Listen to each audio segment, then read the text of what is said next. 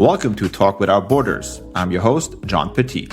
In this episode, I sat down with Jean Diederich. Jean is a digitalization expert and longtime advocate for Luxembourg's technological advancement. With over 30 years of experience in digital transformation, he has been at the center of pushing innovation in both the public and private sectors, advising companies and institutions on how to navigate the complexities of an increasingly digital world. In our conversation, we discussed the current state of digitalization in Luxembourg and the European Union, what's working, what isn't, and what needs to change to make them more competitive in a digital space. Then we explored his critical success factors, which could help Luxembourg close the gap with leading digital economies such as China and the United States, and provide clear instructions on how to create a more dynamic and resilient digital society. We also talked about regulation, policy adjustments to improve digital infrastructures, the necessity of reforming digital laws, and the crucial importance of digital education for both the population and the decision makers. But now, without further ado, enjoy the conversation with Jean Diederich. Hello, Jean. Welcome to my podcast. Hello, John.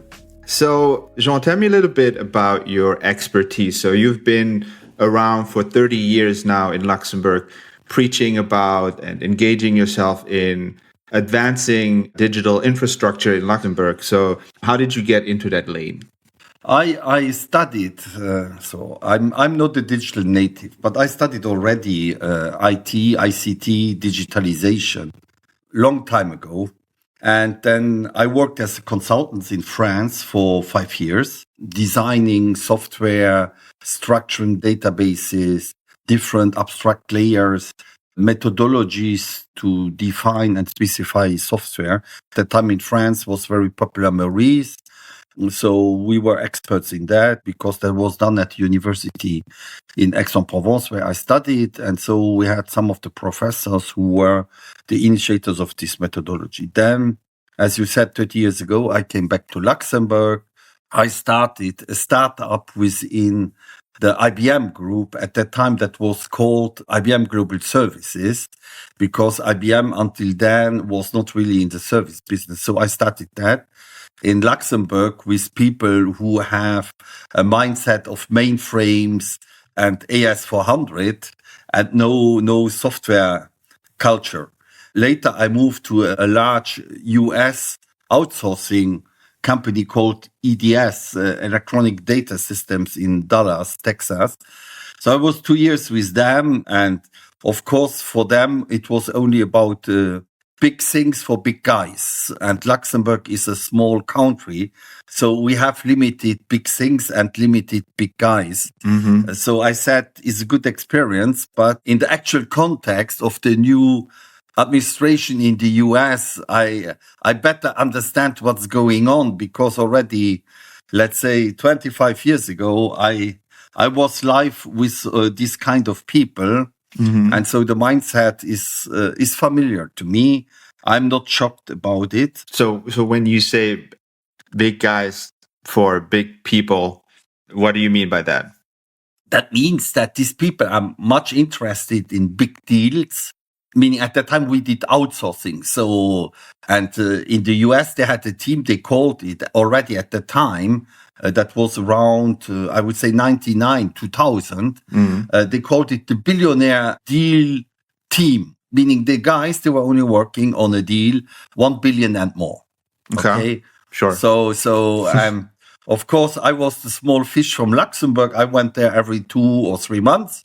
Mm-hmm. And of course, in Luxembourg, we had also some sales objectives, meaning if you do a 50 million contract in Luxembourg, that is very, very big. For America, that's a small fish. I would say for Texas. So, okay. All right. Even more. Yeah, okay. Yeah, because I think Texas is not the America. Europe knows mostly New York, San Francisco, LA. Yeah. Yeah, and then I would say then the European culture is over. Mm-hmm. That's very true. America is very big, has very different states and cultures, and so that you can definitely be surprised how divergent it is.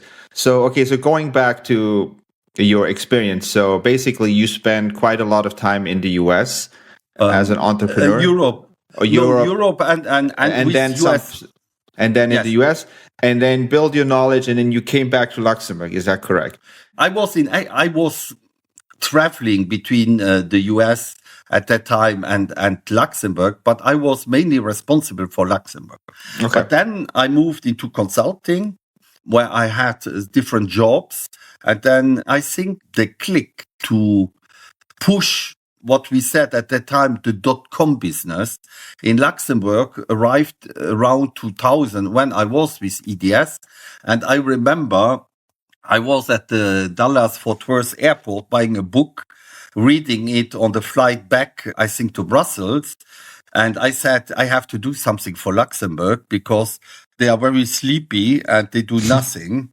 And so at that time, I was defining something you can even find still on the Paper Jam website. I think I published it in June 2000 during a meeting. I think on the website is saying 2001, but the real date is June 2000. So it's now 25 years soon. And it was the 10 critical success factors to make Luxembourg a .com nation, what I would call today a digital nation, with the more modern terminology we have nowadays. And so the idea was to give 10 principles at that time to the Juncker government in order to say, meaning digitalization is real. The US, they have a vice president who is very digital minded. They will push it. Meaning now 25 years later, it's very clear when you look at the Nasdaq and the stock exchange and the tech billionaires that in 25 years, this was a dream, but it became a very big reality with a lot of money and with a lot of dominance, digital dominance in the world, but also mainly in Europe. Okay, so I read your critical factors, as you called them, and one of them says that you would like to see Luxembourg as another, or Europe or the region around Luxembourg as another Silicon Valley. So how are we doing so far on that goal that you postulated somewhat 20 years ago? Meaning the idea is still the same. Luxembourg is small. Nowadays, we are around 650,000. But if we take the greater region, we are probably around 5 million. And that's already something really on the world map that counts. And most of the ecosystems, they are built also on greater regions. Meaning you take New York, it's not only Manhattan. You have also New Jersey and other regions around. So It's the same. Okay, you will argue with me, it's the same country. Yes, but we are surrounded by 3 other countries. But these countries, as we know, have a good collaboration with Luxembourg because we have every day around 240,000 commuters coming to Luxembourg, around 100,000 from France.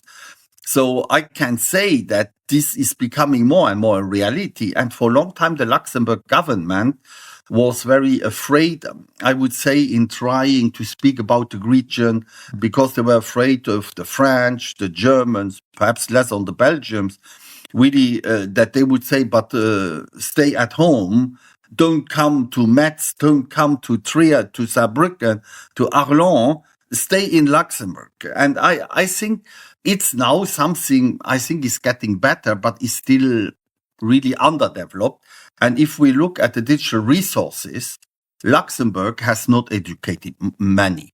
Most of our resources came 20, 25 years ago when I was setting up this from the greater region, because I studied in France. So I know the education around digitalization in France was already existing 25 years ago. In Luxembourg, we have been nowhere. There's been no education. In Belgium, it was existing. In Germany, it was existing. So from that perspective, anyhow, we have built what we have achieved, anyhow, with the support of the greater region. So if I understand you correctly, are you saying that we should cooperate more with our neighboring regions in Germany, France, when it comes to digitalizing our society and our business sector? Yes, I think it's very important. Now, the question is always when you are a civil servant in Luxembourg, the problem is the KPIs are how many startups are in Luxembourg. And when you have some in Metz or in Trier or in Saarbrücken or in Arlon, it will not count on the Luxembourg accounting, but on the French, German, and Belgian. So as such, these people are trying just to look, to their KPIs around our frontiers. And this is something, I think the ecosystem is much larger. And we should have collaboration agreements with all these governments, as we are trying to do also now, for example, for telework. Because many of the IT people, they want to do telework because they know how to use technology, that some things become the standard. And we have then again these funny problems with social security, with tax and so on. So globally speaking, we have to handle this as a unified Europe, meaning when you listen to the European politics, they speak about unified. When you dig into the details, and Luxembourg is a good example, because it's us with 3 other EU members, it's not true. We are not unified. There is a lot of, I would say, hidden animosity on the different sides because everybody is selfish and everybody tries to make the best out of itself, not looking at the broader picture of collaboration. Just sticking with Luxembourg for a second here and the current state of digitalization in Luxembourg. So there is a report that came out a few months ago, which you're very familiar with, the digital competitiveness ranking, and Luxembourg was classed 29th in that ranking. So what can you say about that? What is that? Is that a good ranking? Are we doing good? Are we doing bad? Where are we right now in terms of digitalization? I think it's not a good ranking. That's for sure. We could do much better. But I think the worst of all this is that there is one element in that that's saying, what's our future evolution? And there we are even worse, which means that the message here is we are not on the side where it goes up. We are on the side where it goes down. We are losing competition every day. That's what that report is saying. Meaning you find all the people who listen to us, you can find a detailed analysis on the website of the Chambre de Commerce, where this is analyzed in detail and where things are also put in the light of the actual situation in Luxembourg. We cannot be proud of that. Now, the question is why we are on the downside of it. That's the main question. The private sector, but also the government administrations have to respond to that. So why are we down spiraling or going downwards? It's because we depend more and more on actors who are not in Luxembourg, which means that digitalization is not anymore done in Luxembourg. There are different factors to that. Luxembourg has, I remember when I was publishing these 10 critical success factors for Luxembourg, I would say 5-6 years later, there was a minister called Jean-Louis Schiltz who finally decided to do something against the monopoly of Post on everything which is fiber, data centers, and so on, and to create LuxConnect. And since then, there has been always the craziness that Luxembourg has to invest in infrastructure, in fiber, in data centers. I'm not against it, but a data center to me is not something digital. You create a supermarket at the Cloche d'Or, or you create a data center at the Cloche d'Or. It's always land, concrete, heating, cooling. On one side, you put computers with chips and hard disks. On the other side, you put, tomatoes and bananas. So it's an infrastructure, but it's not because you have an infrastructure like this that you are digital. What is missing in Luxembourg in last 25 years, that Luxembourg was massively investing in creating solutions to its business. If you look at the financial center, we are one of the largest in Europe. And I would say we have close to zero softwares made in Luxembourg. We had in the past, for example, a software called Odyssey AAA, which was partially Luxembourg, partially Switzerland, but there was a part in Luxembourg. It was bought by Temenos, and so this software is also now non-Luxembourg. Generally speaking, we have not invested in software for our banking sector, for our private wealth management sector, for payments. We have not much. We have one or two startups. For the fund industry, for example, there's a lot of software missing. There are some startups now creating some software, but this is only in the last 3-4 years since the pandemic. But in the last 25 years, not much was done, which means that we depend completely. The hardware is not from Luxembourg, is mostly not from Europe, is from the US. The operating systems are mostly not from Europe and, of course, not from Luxembourg, mostly from the US. Then most of the software bricks are also from the US, like databases, languages like Java, whatever, is mostly was born in the US. Some open source is European. And then we have one only European champion is SAP, with their software, which is global, but which is also doing a lot in the US. But beyond SAP, I think in Europe, there is not much left. And so in Luxembourg, that's my idea. In the last 10 years, we should have companies investing much more money in creating solutions in the cloud. They would sell to the startups, to the small and medium businesses, because the problem is also in Luxembourg, as we are a small country, we have also many small companies. And these companies, as the European studies and Euro studies saying, are lagging behind in digitalization. We have to do something for our small and medium businesses, and especially for the micro enterprises. On the top of that, the European regulation is killing the small and medium business and the micro enterprises, because they have not the competencies. They don't have the money to implement all this NIS2 and everything, DORA, whatever. You dream about it. There are so many regulations. And then people are saying me, yeah, but they don't have to apply. Yes, they have to apply. Why? Because many of these small and medium enterprises or micro enterprises, they are subcontractors to larger companies. And the larger companies will force them to do that. Otherwise, they will not work anymore with them. So, which means that a cascade of consequences of the European regulations from big companies to small and medium and micro enterprises who will starve. They will be dead because it's not adapted. And you need digital solutions for these people that in the future they could, let's say, run in a digital accounting, invoicing, payments, and so on. Meaning you see big ASBLs who have issues getting money stolen, banks not reacting, and then disappearing of millions and millions. That's a question of non-digitalization. So that's quite interesting. Let me break this down, because obviously a very complicated issue. So I want to break it down in two parts from my understanding. So first, I think you said part of the problem is that in Luxembourg, we have no hardware, no software, no operating systems that are actually from Luxembourg. And we have huge...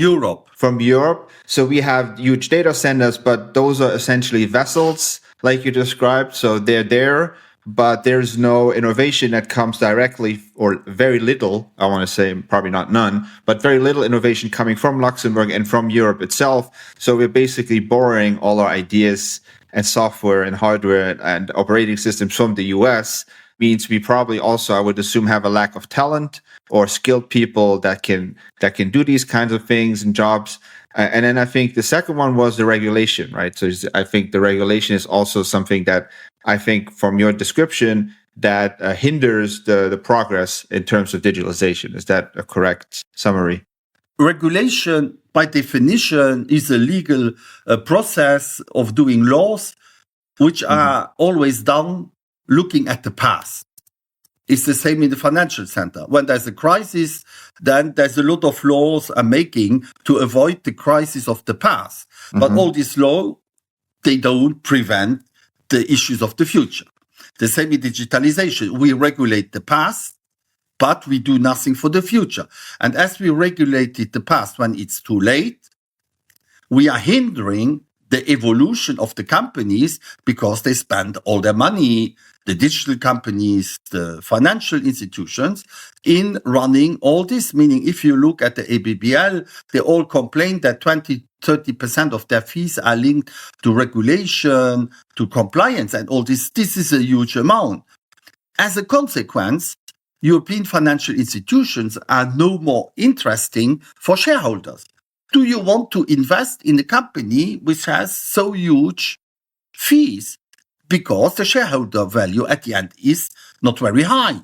So you are looking for alternative investments, which means that people don't want to invest in something which is too regulated, too limited, and which costs a hell of money for results we don't know how efficient they could be. So there seems to be a growing concern in the business world, and I read it a lot, or when you go to LinkedIn or you talk to people, this growing concern that Europe seems to be over-regulated, or the European Union, the European Commission, they're drafting too many laws, too many regulations. I mean, one recent example is the AI Act that was released a few months ago, right? It's another point. So is that the case, that Europe is over-regulated? And if so, what can be done about it? I would define it the way it is now. America is market-driven. Mm-hmm. China is government-driven. And Europe is regulated-driven. Yes. Why? Because we are 27, it's not homogeneous, so everybody wants to regulate the other. In the European Union, there is no spirit of a common single market. As you can read at the website of the Commission, I'm saying nothing new. Mm-hmm. The digital market doesn't really exist. We have a euro. We have some, let's say, global domains like finance regulation with the European Banking Authority, where the CSSF in Luxembourg falls on, the BaFin in Germany, ACPR in France. Okay, but this is why the regulation is so big. But then you look other sectors like medicine, there is no global European regulation, meaning every country is responsible for it. And we have seen under the pandemic that this is not very positive. We have even regulations like Schengen, which are now not working anymore because the Germans, they control at the borders, so they don't respect anymore what they have signed years ago. So I would even say we are in a negative tendency towards the single market and common European practices. That's something which is very bad for Europe because we don't look united, meaning we have this war in Ukraine, we have been disconnected from Russia, which is a big neighbor. And on the other side, now there's a possibility with the Trump administration, and I think it's clearly done, that we are also now disconnected from Washington, which means that we are the little kids on the block in the middle. And yeah, we are a little bit isolated. We have given a lot of lessons to many people about democracy, free speech, innovation, regulation, AI, digitalization. But if we look at the results and we compare us to the US or to China, our results are very small. So you said if we look at the results, and so are you saying that this regulation-driven governance is going to lead us to isolation, meaning as we go down the road, if we continue down this road, we will be more and more isolated and become less competitive, especially in the digital sector, right? The question is a question of how you regulate. Mm-hmm. Europe has regulated in the last 10 years, I would call it in a way like the US, unilateral. Meaning, for example, we have the dominance of 3 hyperscalers from the US. We can name them Amazon Web Services, Microsoft Azure, and Google Cloud. In Europe, we have not much. We have OVH in France. We have some. I would say not nothing, but not much. Compared to the 3 hyperscalers, sure, it's really it's comparatively small, yeah. Yeah, very small. And so we depend on them. Then, of course, we regulate the cloud, which means that we do a regulation for Europe of cloud providers from the US. And these cloud providers are under the law of the United States because they are at the stock exchange and they must be conform with US law. And the US law is saying when the US government asks you for data, you have to deliver the data. If the data is in Europe, we don't care. You give us the data. And Europe is doing unilateral saying we have to protect the geography and all this. And then you are in a situation where what you regulate, you don't manage because you are not the owner of the solution. Meaning Europe is very good in regulating solutions done by other nations outside Europe. And that's very bad because you don't, it's a dream, you regulate something like social media. It's the same with Facebook and all this. We regulate social media. We regulate X, but then when Musk is doing interviews with Trump or with the AfD, then Brussels is not pushing the button and saying, okay, we have the Data Act. No, nothing happens. So then you look, when you have regulations and you don't apply them, you look very funny and very weak. And that's where Europe gives a very bad image because better not having this regulation so you don't have to apply them and show you are weak. But if you do it on the text and the law and then there's no execution behind, then it's totally useless. I was not aware of this. So you are actually saying that we have regulations, but we're not enforcing them. Yes. So that's even worse, you say, than having no regulation at all. Yes. Okay. Because you look really stupid. Okay, so because you think it makes us look weak in front of, let's say, the US, so they'll feel that they can just walk all over us, I would assume, is the idea. Of course. Then what is the thinking in terms of this regulation? Why wouldn't Brussels just say, let's just get rid of the regulation? What's holding them back? No, but they said now, meaning the old von der Leyen Commission was regulating like crazy. Mm-hmm. Now the new von der Leyen 2.0 is saying they're getting rid, I don't know, of how many regulations. Uh-huh. I have not really seen, but they published. You can read on the internet, on the page of the Commission. That's their intention. They have even a committee how to reduce the regulatory burden, something like this. Meaning, no, that's now the idea they have. So they were first surfing to the North Pole. Now they are surfing to the South Pole. And it's always the same people. That's also something which, again, we look very stupid which means that we keep the same people and they serve in one direction, in the other one. That's not serious, meaning that means that we don't know where we are and where we go, especially in digitalization. Meaning I was last Tuesday in Paris the AI at the AI Action Summit. Yeah. And what we see there is very clear that we are in a very complicated situation. I published a note on LinkedIn where I was defining, from my perspective, the 5 points looking at the AI summit where Europe is really behind and we have to become, from my perspective, very realistic. Can I go for them? Please do. Please elaborate on the 5 points that you made. Okay, 5 most important EU issues I have identified concerning AI. I have spoken to many people, even the Canadians, the Australians have been in Paris because, of course, now, let's say, with the behavior of the new Trump administration, of course, they are also afraid and they try to come together with Europe to make a defense.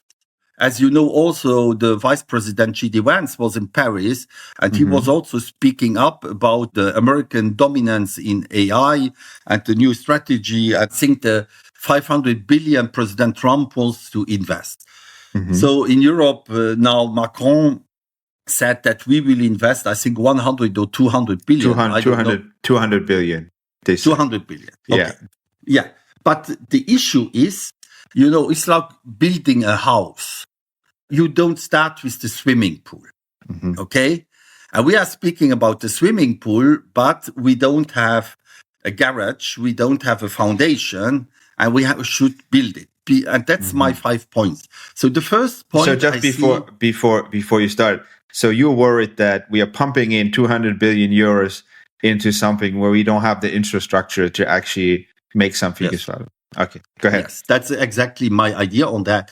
So the first point is AI is consuming a lot of electricity. Non-competitive energy prices for computer power, that is for me the first issue, because all these specific AI chips, they consume a lot of electricity. And what was funny, and again, not showing that Europe is united, is the French Minister of Economy was speaking and he was saying, you are all welcome to come to France.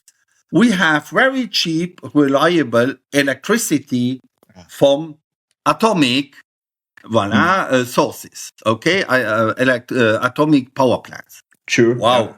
Yeah. Okay. Yeah. It's true. But very, the Germans, very old school. Yeah. The Germans have banned all their power plants. Exactly. So yes, it's true.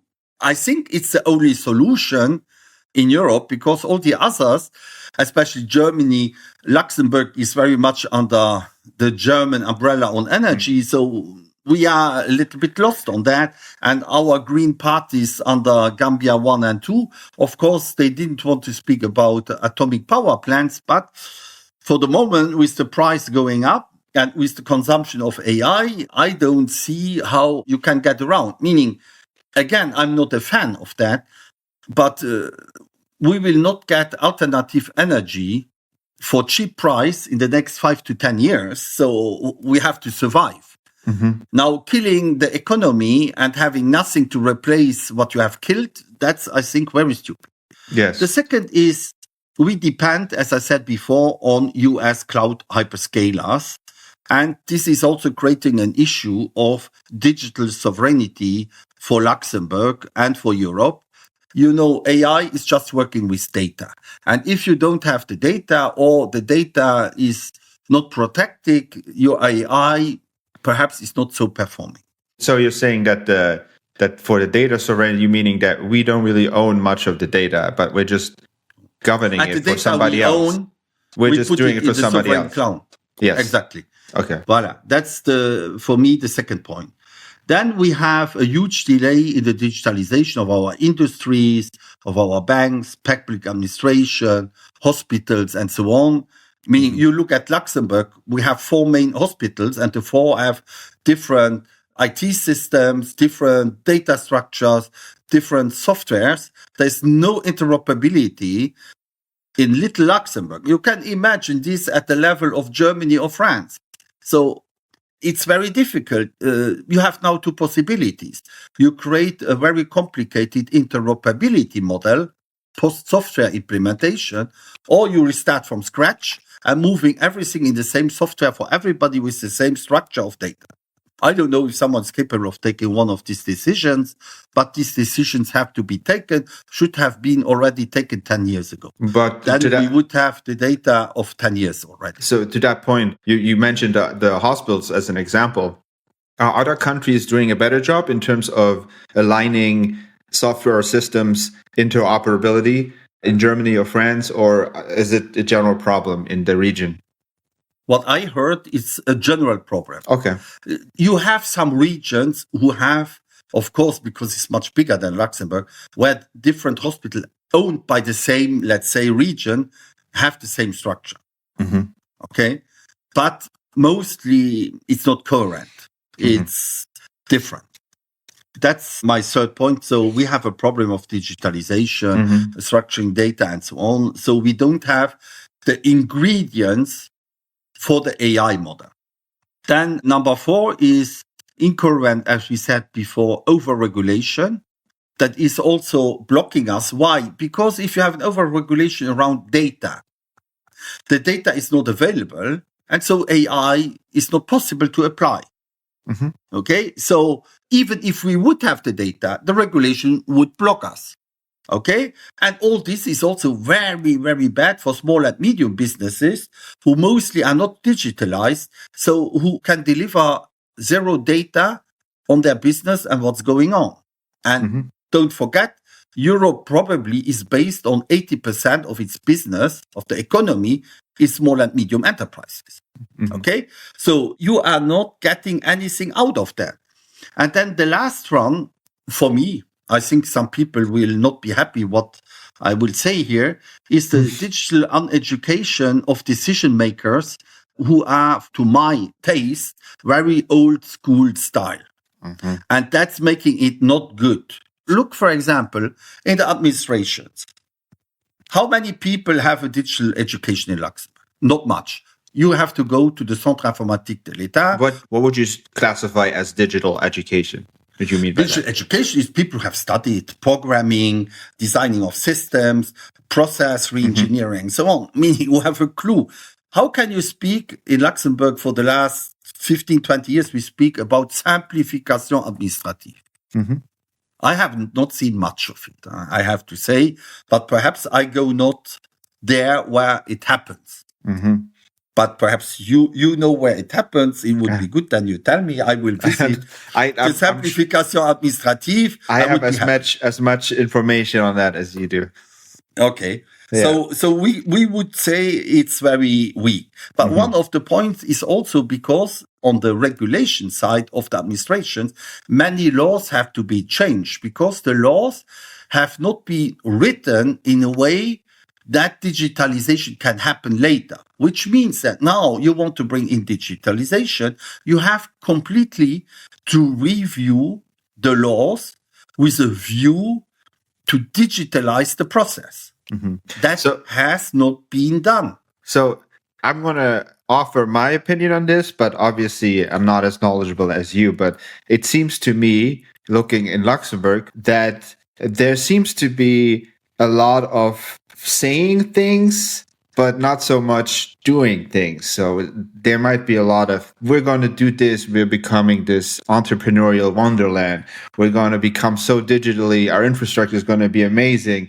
But you don't actually see any movement or any progress. So is that something that you see as well? Or? Yes, but we are coming back to my point where I said old school and uneducated, meaning talking the walk is easy. Walking the talk is very difficult because you need the expertise. We don't have. Look at, if you go back to my 10 critical success factors 25 years ago, I said we have to do something on education. But you look at the Luxembourg primary school, that is very weak what they do with our children. Yeah, so it starts really early. No, they offer them iPads and where there is a dematerialized piece of paper. But this is not digitalization.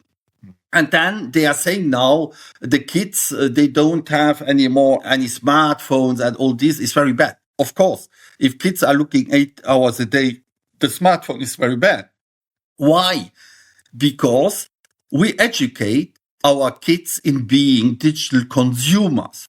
Like our adult people in Luxembourg are very good digital consumers, meaning you look, people in their job, they don't want to digitalize their administration, their bank, their industry, their hospital. But on the other side, the same people, they are using digital platforms to order books in Amazon, to order hotels in bookings, to reserve flights on Opodo, and so on, which means that Luxembourg is uneducated in producing digital, but very educated in consuming digital. And there's a big difference between that. For example, I see with my daughter, she's in the last class of primary school. Of course, there is nothing that happens to teach her what's going on. But so I registered her now in the coding course and I said, listen, you are playing this game, but this game, there is a programmer behind. And I want you to become the programmer, that you program a game, you test with your girlfriends and friends, and then you see how good or how bad you are, and you understand how it works. And when you change the perspective from a consumer to a producer, then, of course, digital is getting much more understandable for the kids, and they do also something intelligent for their future, because their future will be whatever we think. will be digital. So taking away now the smartphones from our kids is an error again of all these anti-digital people who don't understand because they are not educated. It's a question of you have to teach them, you have to guide them, you have to bring up the production of a digital application to be useful for our society. Then the kids will understand and they stop being just like our adults, stupid digital platform consumers. So it seems to me like there is a culture problem where you call them those, uninformed people that are not well versed in digital strategies or digital software and so on. It seems to me like an easy fix. You go to the education minister and you tell them, look, we need more classes, we need more courses that, talk about programming or anything else related, coding, what you just mentioned, anything else related to digital infrastructure. But is there maybe some ego problem too? That there's no willingness to change. So I mean, now we're just speculating, but I'm thinking to myself, what is the actual reason that we're so stuck and not jumping on this like other places do? My view is we have a minister who is trying to do its best, but the minister is not the teacher. I think the issue is that our teachers don't have an education in digitalization, programming, and all this.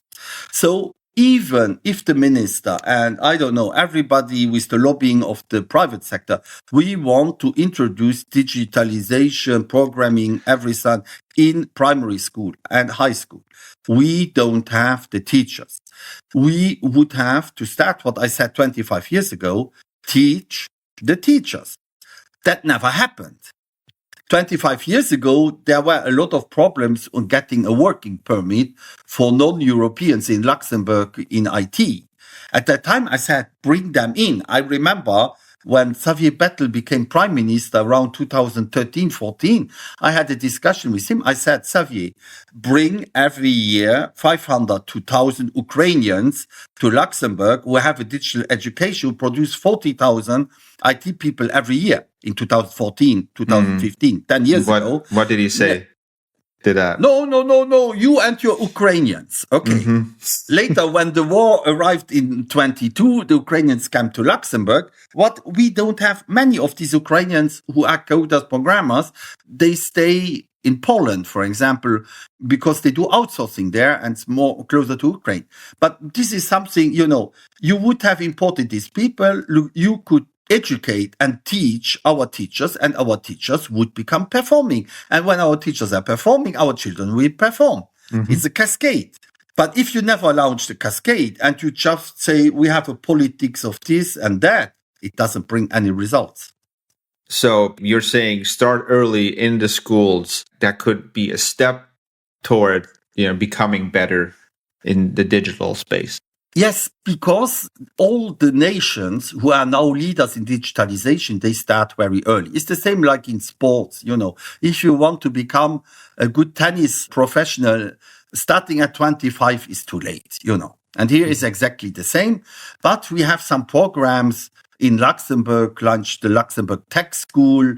We have lifelong learning for the people who didn't succeed during the traditional learning course of primary school, perhaps high school, or I don't know, something to learn to become a butcher or something. And then they really think at 25 or 30, I want to earn more money. I want to become now a coder.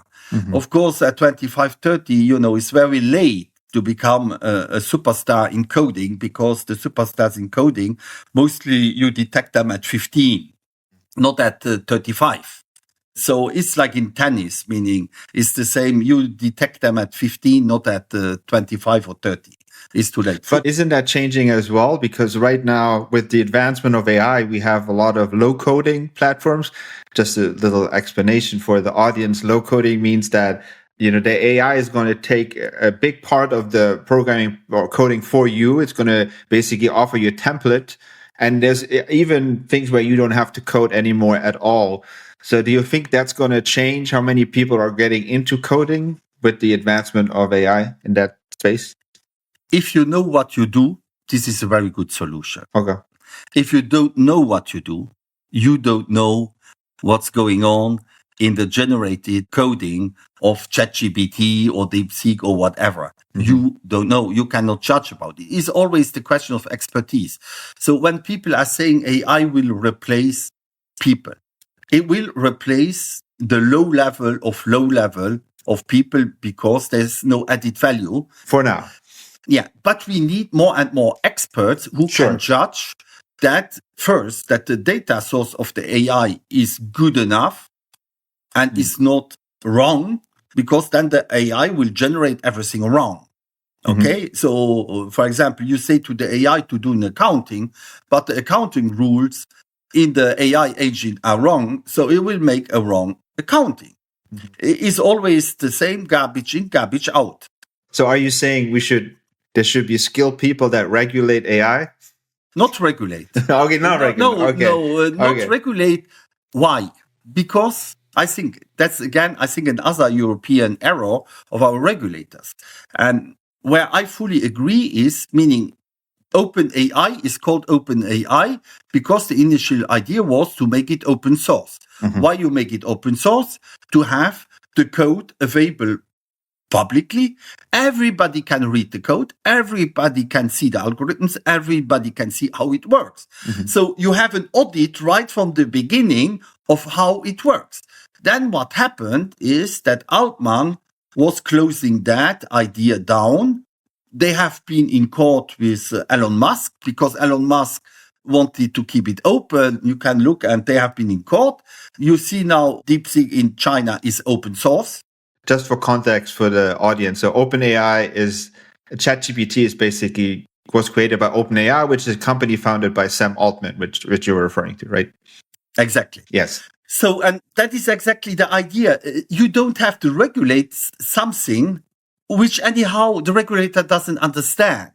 And if the AI engine is closed, then it's very difficult because you cannot understand how it works. That's why it would be much more easy to say an AI agent has to be open source. Sure. For example, you ask the banks if they have an advisor tool for investments, publish the algorithm of your advisor tool. So everybody can look how it works, and then everybody can understand if it's good or not. Or you hire an expert who tells you exactly how it works. You could get a podcast who will explain all this, but then people would in a transparent way see it. So it's completely stupid regulating something you don't understand. And then the regulator is saying you have to publish your algorithms, but ask them to have it open source. Is published by default. And when there is a change, the new source code of the new version will be always published. It's very easy. I don't understand all this complication of all these people. And again, we are coming back to my conclusion because they are uneducated digital people, that they do it the wrong way. Okay, so, obviously, you talked about a lot of different aspects. And like you mentioned, so from your perspective, right, so we have some regulatory reforms to do. We need a better education, better training to have a more digitally skilled workforce. But if you were to look ahead, let's say 5 to 10 years, what would you like to see where we, Luxembourg or even Europe or the greater region, where we are in 10 years? So what would be your best case scenario and what would be your worst case scenario?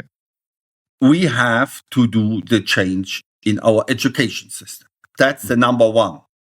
We missed already the last generation, which is not digital, because, as I said, the teachers are not able to teach digitalization. We have 2 high schools.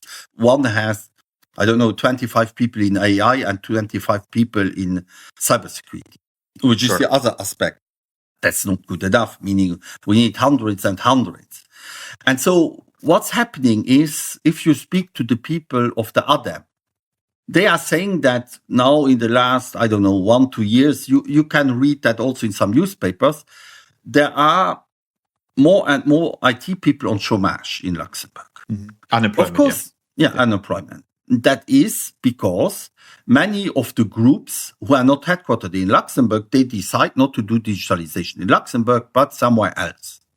And Luxembourg becomes then also the stupid user of the software developed somewhere else. And that is the case of the banking groups, of the private equity groups, of the fund industry, and so on. So in a way, we are not only disconnected by not having a cloud, we are also disconnected in not being seen as the good place where digitalization should happen. Because we don't have the people. You look, for example, at Amazon. Amazon is doing translation in Luxembourg. They have human resource, they have accounting, VAT, tax, and so on. There are many people in Luxembourg, but not so many coders. You look at PayPal. PayPal is doing regulation. They have the banking license in Luxembourg, AML, KYC, but the payment engines and the wallets of PayPal are not in Luxembourg. But it's basically only administration. Exactly. So that is something we have not addressed in the last 25 years since I was publishing these critical success factors, because that was my aim, to wake our politics up and say, guys, you have to change. This didn't happen. Will it happen now? I don't know. That was going to be my question. Is all hope lost, or do you still see a path towards your goal that you initially postulated in the early 2000s? You know what these people say to me, but Jean, you are frustrated. Yeah, I can tell. Yeah, I can feel the frustration. Yes, sometimes. But it's not really a frustration. It's about helping the country to become better. Mm-hmm. So if the people don't want to do it, why should I be frustrated? Mm-hmm. I'm just saying I never give up. That's my mentality and my character. So I will continue to battle that this will happen, even after 25 years. If I would be frustrated, I would have said, I go on the beach in Thailand and do whatever you want. I'm no more interested in that. Drink a cocktail or two, yeah. Exactly. It's not my mentality. I continue, I have been to Paris. I'm still president of APSI. I'm member of Digital Europe. I'm member of the ABBL. So I'm still active in all this.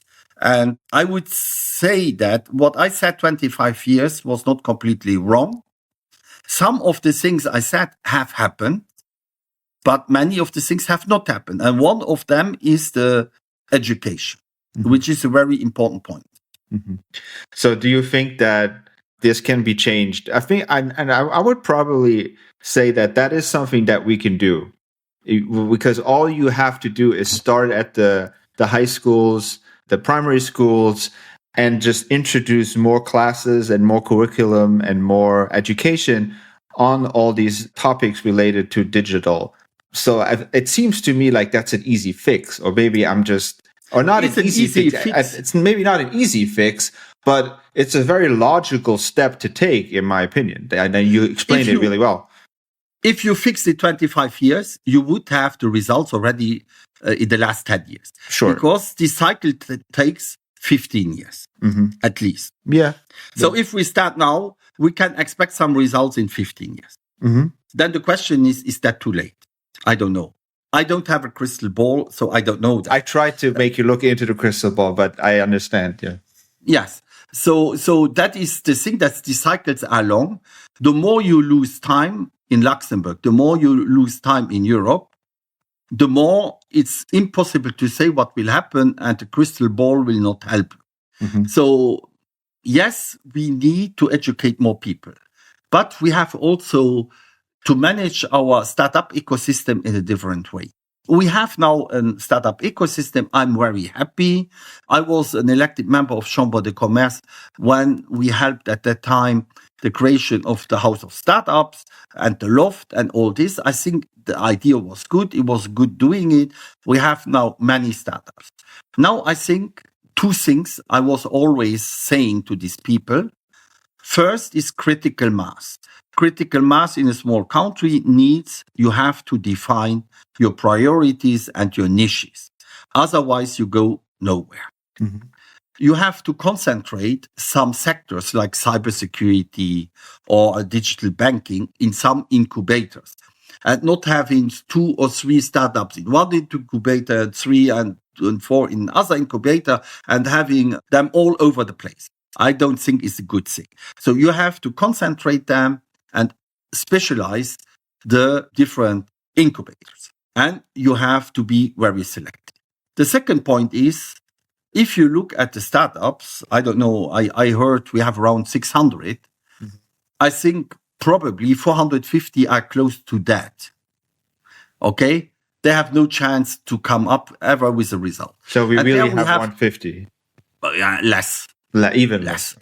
Yes, 100, and there's already many bets inside. We have probably 20 to 30, which are good. Competitive startups. Yeah, it's 5% of the 600. Okay. It's not many.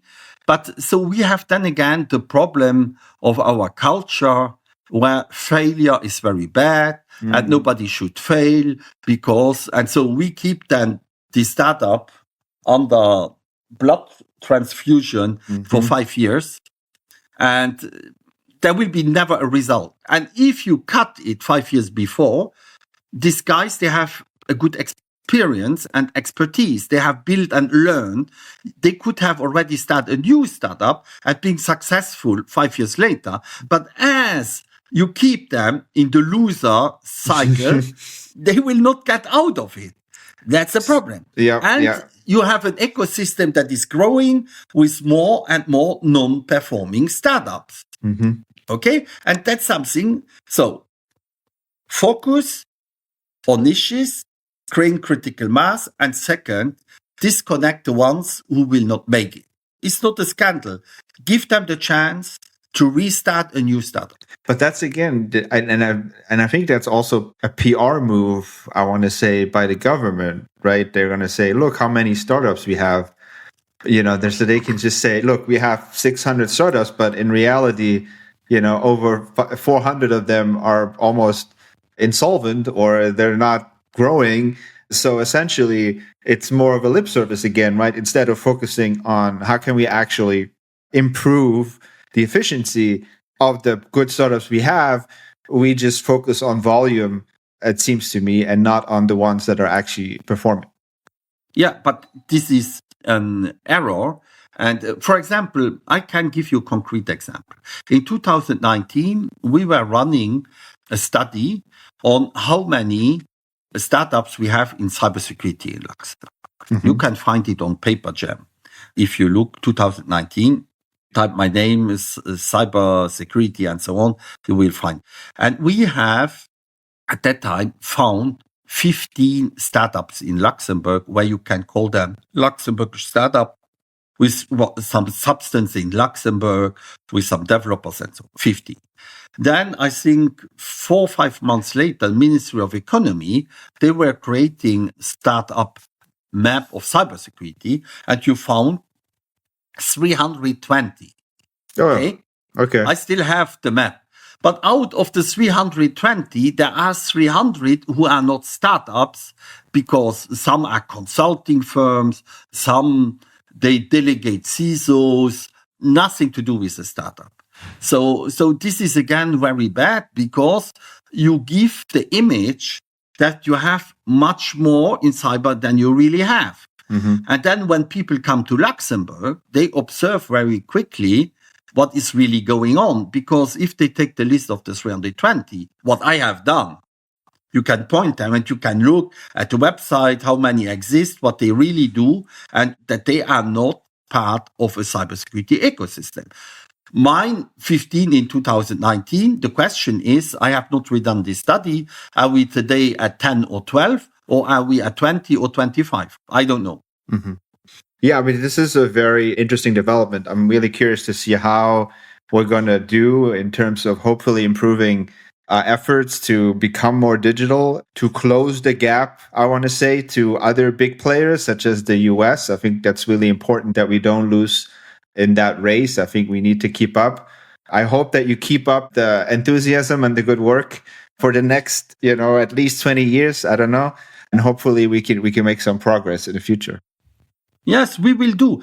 Meaning perhaps as a summary on this, we have some very good startups raised in Luxembourg. Okay?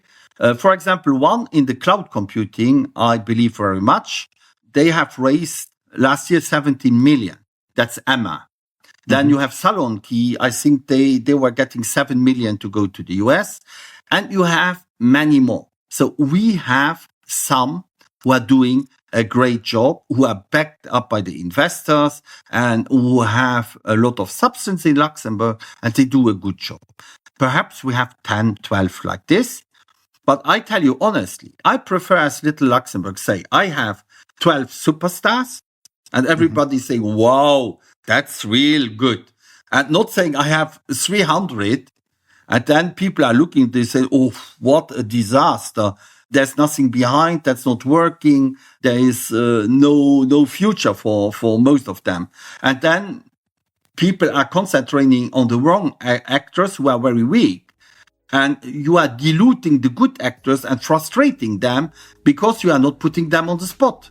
No, I agree. That's definitely, I think, a priority that we should do. Yeah, Jean, thank you very much. I wish you good luck with your efforts to increase awareness for digitalization. I think it's very worth it. Thank you for your time. Thank you.